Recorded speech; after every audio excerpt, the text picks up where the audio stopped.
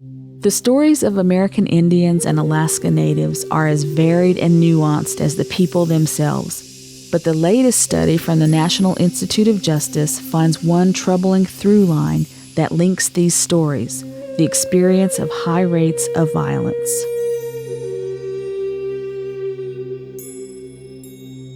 Like songs and oral histories, science can raise awareness by quantifying the severity of violence. It's time to hear what the numbers are saying. The vast majority of American Indian and Alaska Native women and men have experienced violence in their lifetime, and 1 in 3 have experienced recent violence in the past year.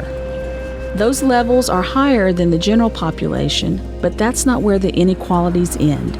The study also measures a range of impacts as well as services needed because of violence. What's behind those numbers? Let's start with the finding that for American Indians and Alaska Natives, violence doesn't discriminate by gender. Women and men share similar rates of victimization. That means almost 3 million American Indian and Alaska Native women and men have been victims of violence.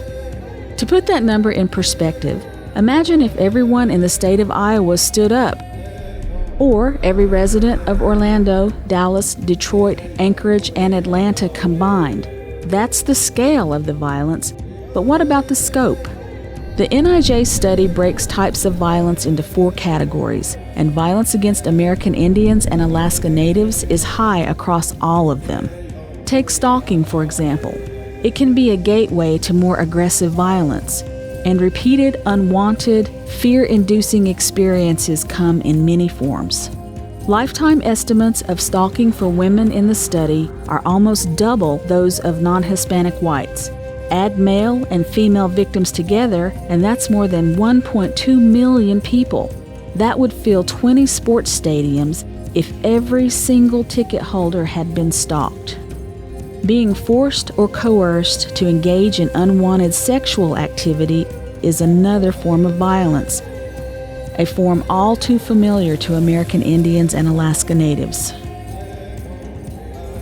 For example, these mothers, daughters, and sisters face almost 2 times the risk of sexual violence with penetration as non-Hispanic white women. Overall rates of physical violence by intimate partners in the past or present are even higher, from being shoved to having a gun or knife used on them.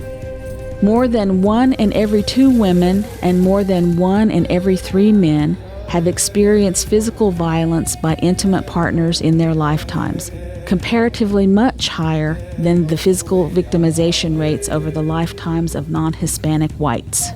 Of course, not all violence is sexual or physical, so the NIJ study also examines psychological aggression. For example, expressions of anger that seem dangerous or humiliating, or controlling access to birth control.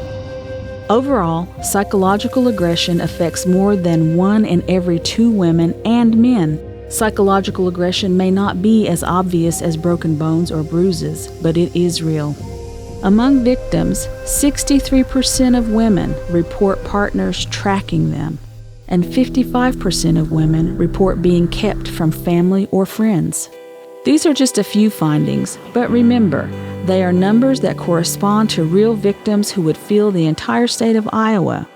Now picture if 97% of women and 90% of men in Iowa were victimized by people of other races and ethnicities, interracial perpetrators who violated the safety of their schools, workplaces, parks, homes, and bedrooms. Numbers alone don't tell the whole story, but they do point to a dangerous gap. Most federally recognized tribes don't have the legal authority to criminally prosecute non-Indians, even for crimes committed on tribal lands. So, what does it all mean? The impacts of high rates of violence against American Indians and Alaska Natives range from missed days of work or school to physical injuries. It's not surprising that services are needed, like medical care to treat injuries. But here's where the NIJ results uncover another glaring disparity. Almost 40% of female victims who need services can't get them, compared with only 15% of non-Hispanic white female victims who fall through the cracks. American Indians and Alaska Natives deserve better, and now there is science to prove it. These numbers are not abstract. They bear witness to real people: mothers, girlfriends, brothers, and grandfathers. Our hope is that this study will lead to a story of a new beginning, one where all of us listen to what the science is saying, what the victims are saying, and unite to prevent violence wherever it happens.